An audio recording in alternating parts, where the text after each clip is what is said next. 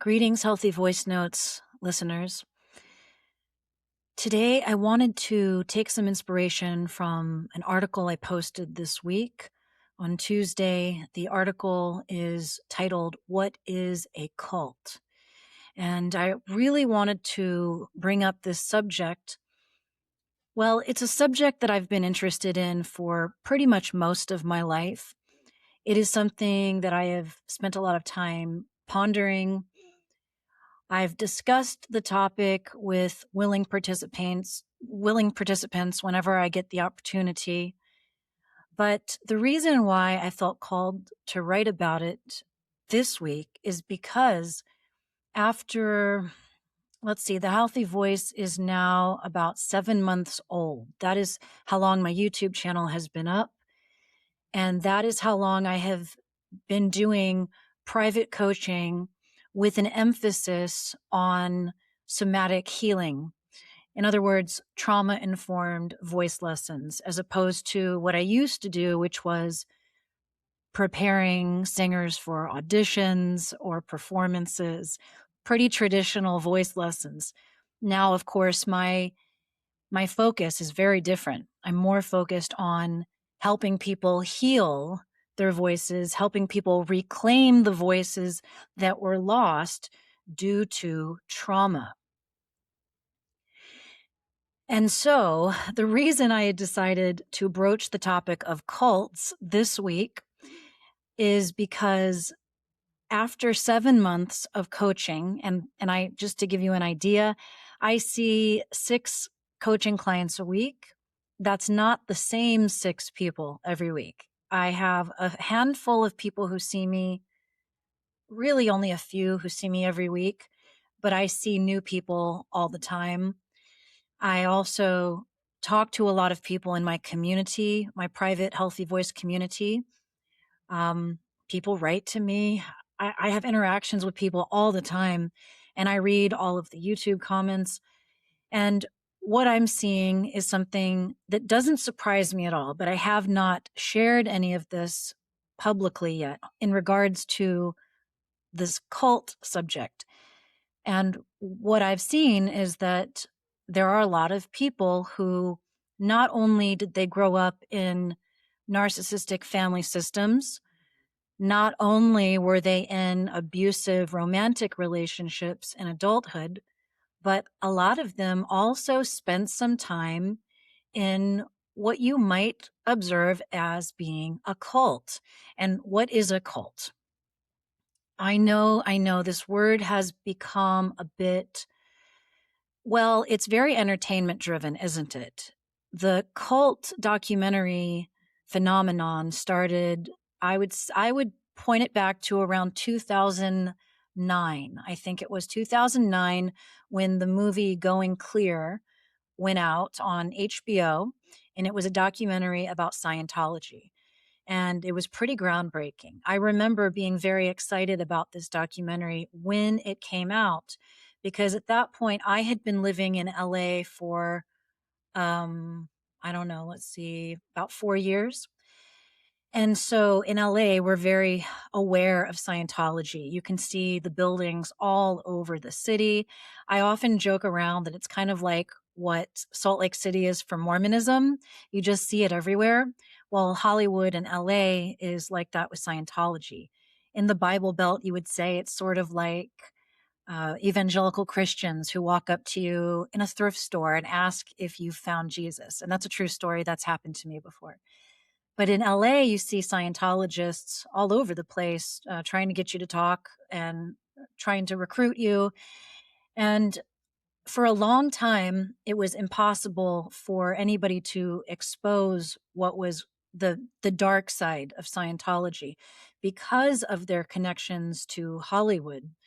Well, all of that changed once Leah Remini escaped, essentially, and started talking.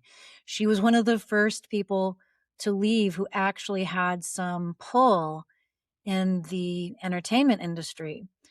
And so the documentary Going Clear came out. It was groundbreaking and horrifying. I was shocked to see some of the things, and I won't spoil anything for you. If you're interested in that kind of stuff, I definitely recommend it.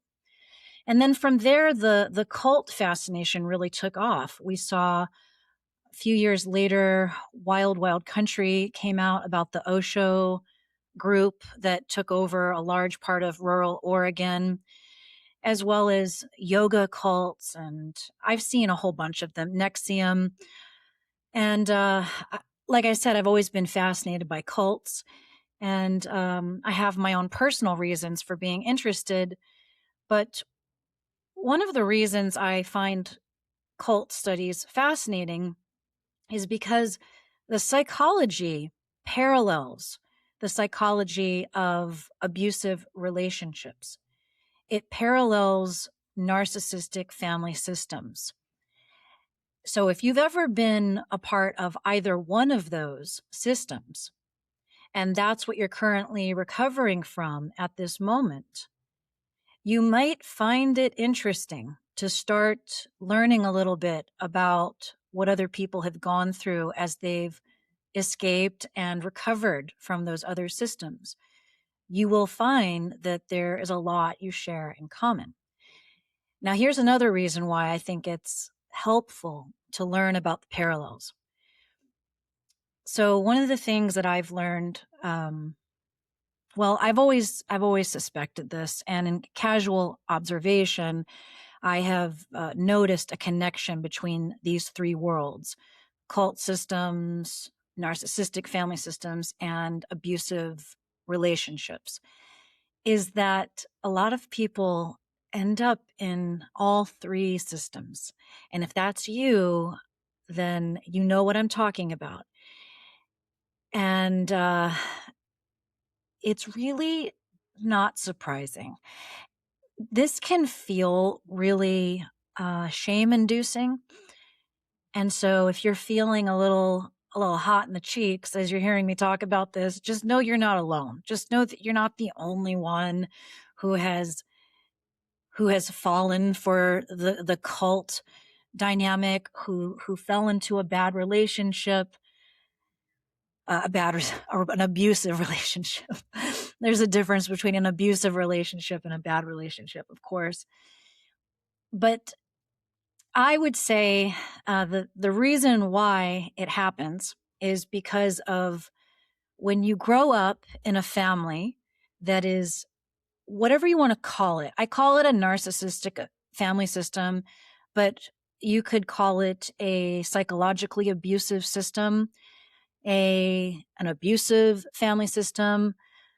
Oftentimes, if you had a parent or parents who had substance abuse problems or mental illness, and they were either neglectful or created a state of terror in the house, it conditions you to accept certain conditions of coercive control. And that's the term I want you to come away with understanding. Coercive control is when someone or some system is able to manipulate you into giving consent to something that goes against your interest. And so, for example, a cult, okay, so a lot of cults are not physically violent. They don't hold a knife to your throat and tell you to do certain things. They don't threaten you with death if you don't disown your children or perhaps give up the rights to parent your children or any number of things. They don't use physical violence. What they do is they use other fear tactics that are more psychological. A lot of cults will use the afterlife as a way to instill fear in you. And this is actually a brilliant tactic.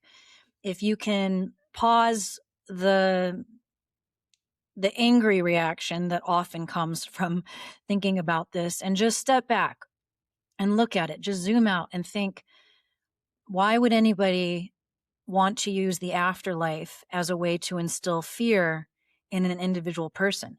It's actually I call it evil genius. It's genius because there's no way of proving whether they're right or wrong.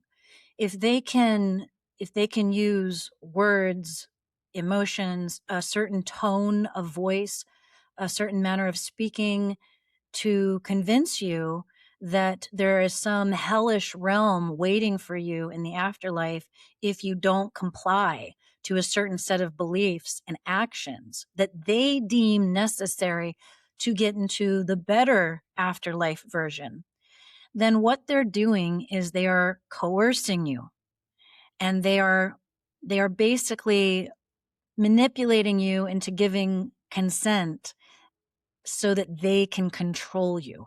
That is what coercive control is. And coercive control happens all the time in so many systems. And it's something that a lot of people don't really think about. In fact, it's a very scary thing to begin looking into. And there's a reason why a lot of people don't want to hear this stuff, or they will flat out deny it exists, because it's really so disturbing.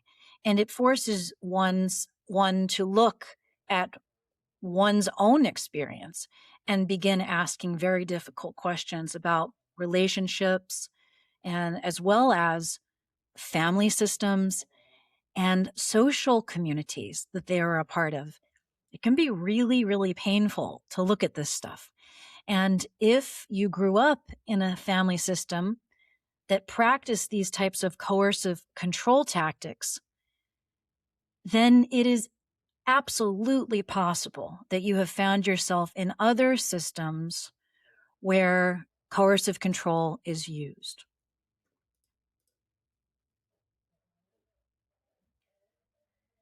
We see coercive control used in not only religious organizations, aka cults, we also see this in manipulative friendships.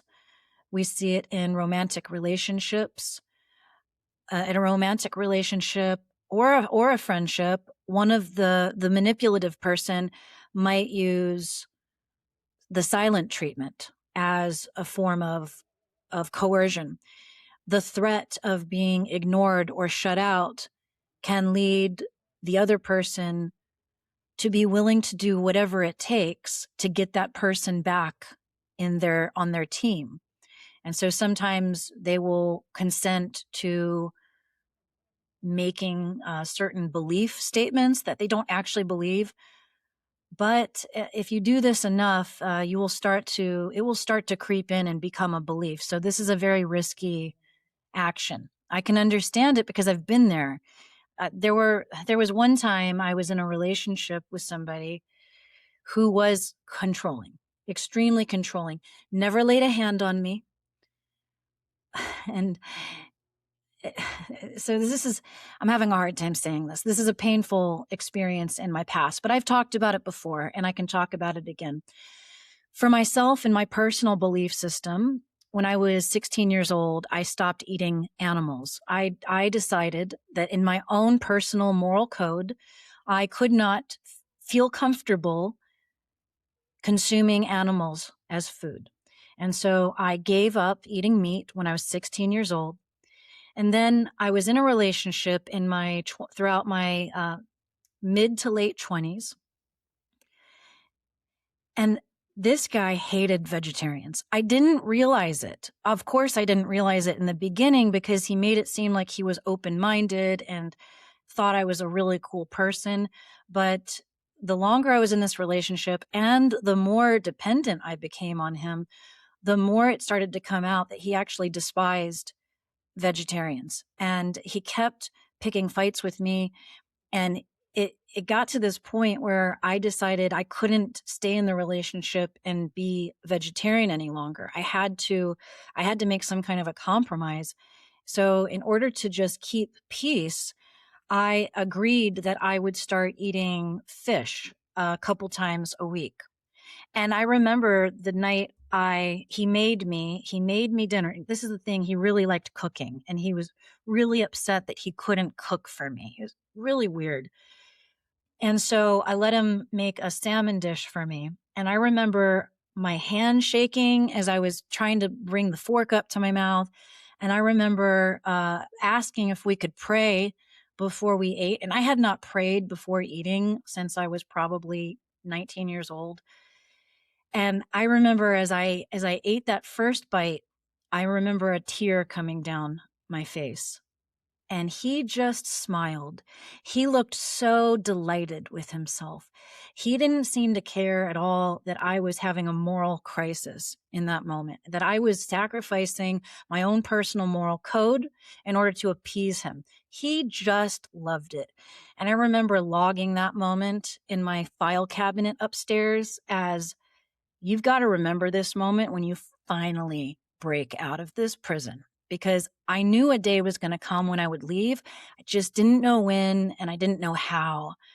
But I remember that moment. I felt so weak.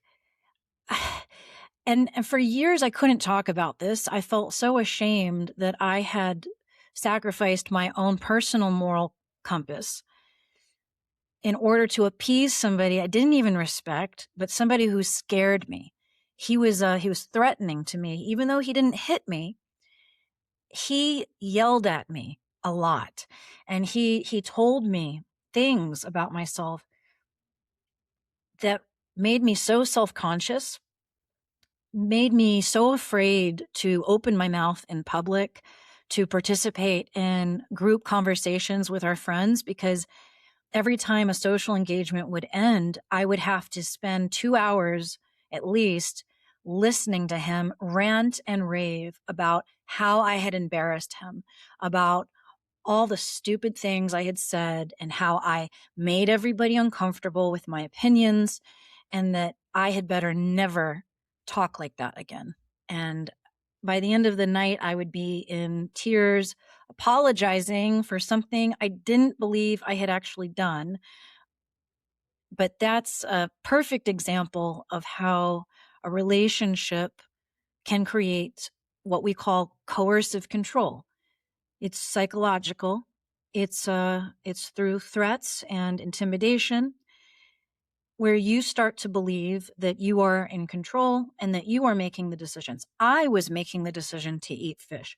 I was making the decision to be more careful when I was in social situations. I was making the decision to be silent in social situations. It wasn't possibly because of all of the humiliating things that he had said to me in so many moments. Nah, it couldn't be that. But that's, I mean, once I started doing my own healing practice, which is where the voice comes in. So what I did was I started doing vocal sound healing, which is the practice that I teach all the time. I even have a few videos on YouTube.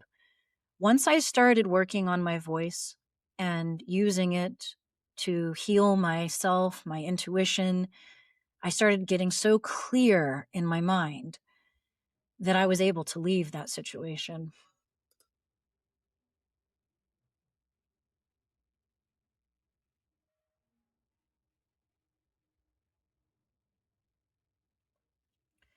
So let's talk for a minute about how family systems, cults, and relationships use emotions to control you.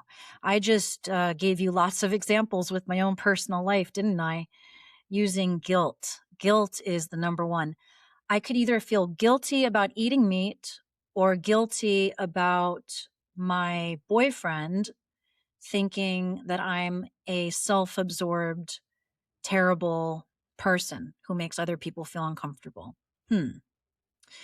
I chose to feel guilty about the food I was eating. I chose that. So it's this other systems can do it in other ways. For example, in a religious system, guilt. One common thing you hear in a lot of religious systems is this guilt inducement anytime you do something for yourself. There seems to be a lot of religious systems that need you to sacrifice yourself for the greater good, meaning you can become a better person to a certain extent, but don't become so good that you start to feel good about yourself. Because if you feel too good about yourself, then you're not humble, and that goes against God or whatever the divine entity is that the particular group um, holds up on a pedestal. It will upset it'll really upset the group or the person in charge. But really, this is just making sure that you don't become more powerful than the leader. One of my clients was sharing with me that she's a church music leader. She was saying that there are all these programs out there that apparently help to teach other church music leaders how to be better at their job, which that's great. That makes sense. But that what she was noticing is that some of these systems, it's like they gatekeep the information. They won't give you all the information to become really good, or they'll flat out tell you, be careful not to get too confident, because then you're losing your humility, which for me, as somebody who's not a church musician anymore, I'm really a secular musician, and I see that as being really harmful, because I think that in order to become a truly free human being who plays music, you have to be completely sovereign. You cannot be you can't listen to any one person telling you what to do. And I hope you know that that's not what I'm trying to do. I'm not trying to tell you how to be in any way. What I'm really trying to encourage you to do is to become a sovereign human being who trusts your own intuition and trusts your own senses, your own emotional compass, who can create your own moral code as well, to be able to trust yourself when it comes to choosing what is right or wrong, what feels right. And most people know how to do this.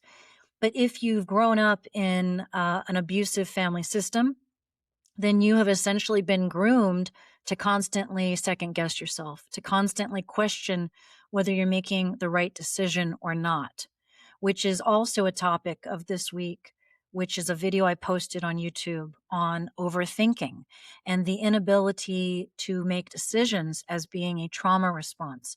Because when you grow up in a family system where mom or dad is volatile, or perhaps another family member, and outbursts happen, someone lashes out on a regular basis, perhaps there's danger in the house on a regular basis. However, there's no set pattern.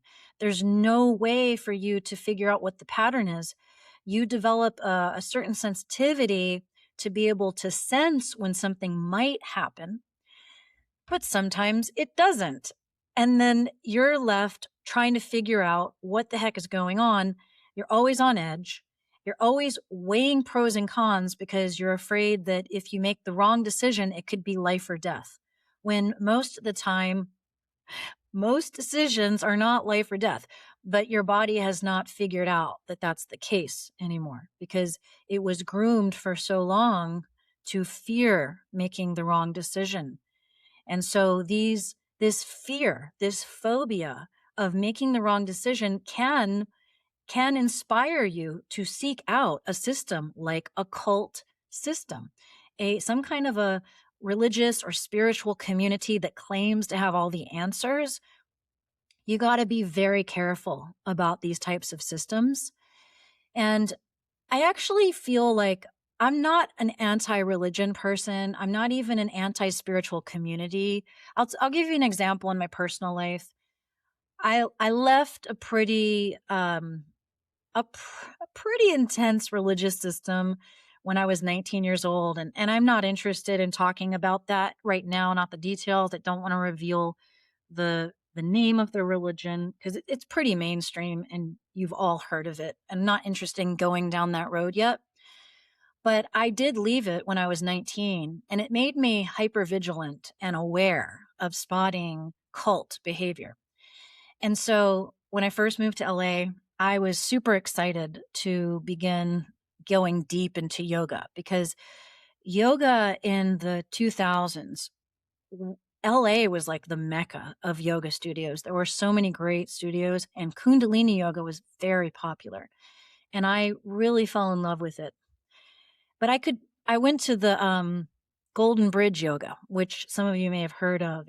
It's pretty famous. Russell Brand is famous for being who was a follower, and there was even some news at one point where he staged a walkout because of some weird stuff happening over there. And there have been there's a cult documentary series about a particular Kundalini yoga teacher. I did not know that teacher, by the way. But what I'm trying to get at is that I have some experience in that world. And I'll tell you that from day one of going into Golden Bridge Kundalini yoga classes, my cult radar went up immediately. I knew it was a little culty. I knew it. But you know what? The classes were amazing. The experience was incredible. And I learned so much, and I loved the experience. And so I set up parameters for myself. I said, okay, we can go and enjoy these classes and get some experience and gain some wisdom from it. But we don't do the teacher training. We don't socialize with anybody. We don't get to know the teacher. We keep it very impersonal. We just go and learn, practice, experience, and then get the hell out of there, which I think is what you have to do whenever you engage with any kind of a spiritual system. You have to be very careful not to surrender your entire will to the movement. You can't do that with any teacher of any system. It's a very bad idea because every single teacher, no matter how much they try to pretend like they're enlightened, is simply a human being doing the best they can to gain as much wisdom and experience in this lifetime. It's no different than who you are. They may be a few steps ahead of you, but they're no different than you. They are not better than you. They are really no more wise than you. They may have a lot of really helpful information to share with you that will help you on your path. But you have to see them as human beings. You cannot see them as somebody who is going to rescue you or give you all the answers. There is no spiritual system that will do that. And I think that if we can learn how to have that sort of detached attitude, we can end up gaining a lot of great things from these spiritual systems without finding ourselves in another abusive and controlling system. So I'm going to wrap this up pretty soon. I know that I've been talking for a while, but I just want to mention that there are lots of ways we can find ourselves in controlling systems without realizing it. Pretty much any social community has the potential to become a cult-like entity of coercive control, especially anywhere where morality is involved. And this can also be true for certain nonprofit organizations, volunteer organizations, political organizations. Any community that claims to have the moral authority and demonizes other groups is a huge red flag. You want to watch out for that. I don't really want to go into this right now, but I just want to leave you with that. You have to be careful no matter what it is we all want social connection, okay? That's a fact. And that's why I don't believe in demonizing religions. I don't believe in demonizing community programs or volunteer organizations or nonprofits or political organizations. If you feel like these organizations give you a sense of purpose and they help you to get up in the morning, then it can be really helpful for a certain period of your life. But just like my experience going to the Kundalini yoga place, I think you just always have to have your antenna up. You have to always be paying attention, asking yourself how you feel. The same is true when you go on dates with people. When you're dating somebody for a while and they say some negative things about your best friend, or there's something about your parents they don't like, And maybe you also have some reservations about your parents, but this guy or this girl is saying something and it seems more like they're trying to get you to isolate from your family members. Or maybe you have a friend, a new friendship, and she gets really weird when you hang out with your boyfriend, or you want to watch out for things like this. And unfortunately, if you grew up in a controlling family system, an abusive family system, unfortunately, you were groomed to accept these types of behaviors blindly and without realizing it. And so part of the recovery path, part of the path of finding your own sovereign and authentic voice is learning how to be honest when your intuition spikes around people like this. Your intuition nudges you and goes, "Oh, wait a minute. What was that? What did he just say? That didn't feel right." The problem is when you feel that intuition and you ignore it. I'll give you one more little bit of information before I sign off. When I was in college and I was learning and I was studying a lot and getting a lot of experience about abuse and violence against women. That was my main focus when I was in college. Was I was interested in understanding abuse against women. And so I remember there was one book I read on, it was called Her Wits About Her. And I don't know if it's still around or not. I haven't looked it up in a while, but it was called Her Wits About Her. And it was a book of essays that had been, or interviews. I don't remember which way, if it was essays or interviews, but it was about different women who had been attacked and got away. They were able to fight back, or they survived. They survived attempted assaults.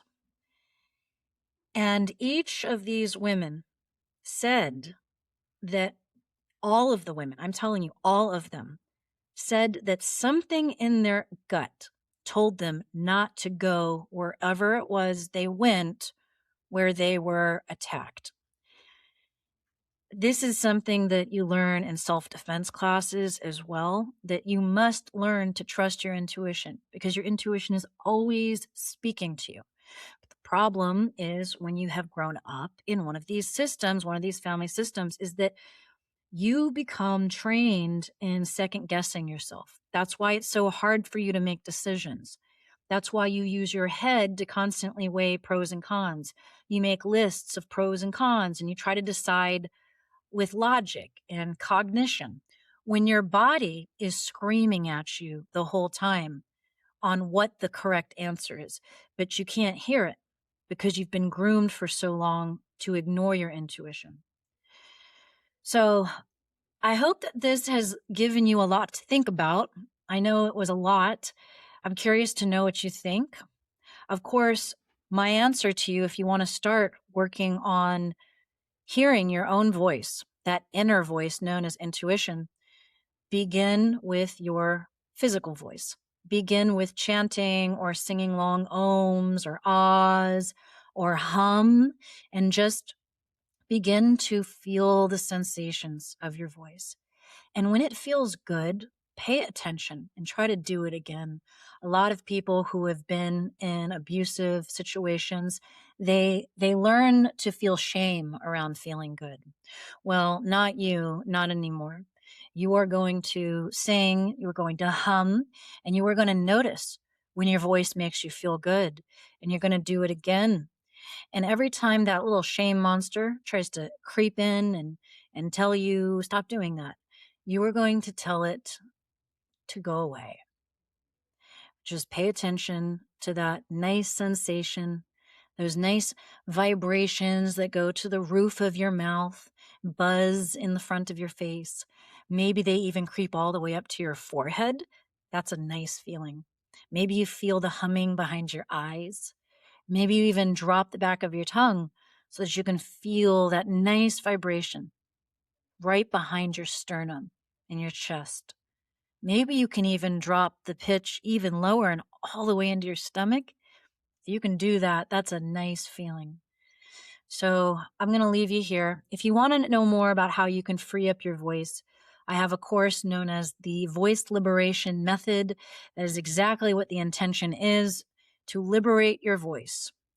If you are someone who prefers community, I've got an awesome community called the Healthy Voice Community, and I'll put that in the description as well as all my other offerings. Thanks for listening. Keep going. We need your unique voice.